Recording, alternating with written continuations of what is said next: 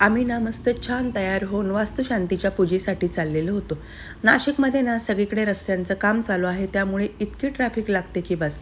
जाताना ज्योतिबा फुले आणि सावित्रीबाई फुले यांचा हा खूप सुंदर असा पुतळा आहे. इथे पोहोचलो आणि दीर स्वागतासाठी खाली उभे होते.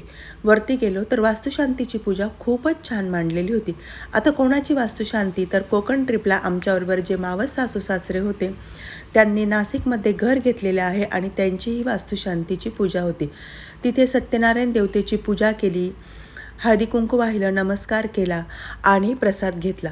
आता घर तर खूपच छान आहे, किचनही खूप सुंदर आहे आणि विशेष म्हणजे सर्व रूमला गॅलरी आहे.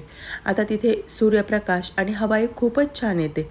त्यानंतर इथे माझे दीर भेटले, त्यांच्याबरोबर खूप जोक्स मारले आणि इथे आमचा ना हा काहीतरी जोक चालू होते आणि आम्ही खूप असे हसत होतो.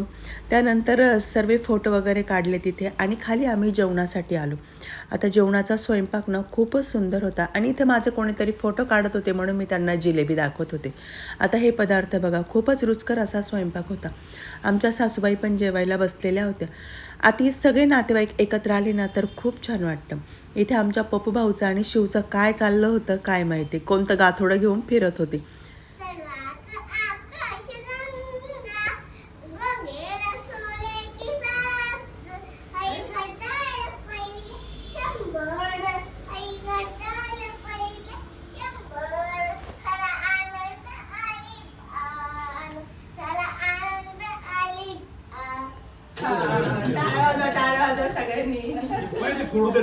इथे ना वर्णिकाचा डान्स बघितला आणि त्यानंतर सर्वांबरोबर फॅमिली फोटो काढले आणि आम्ही घरी आलो. असा होता माझा आजचा दिवस.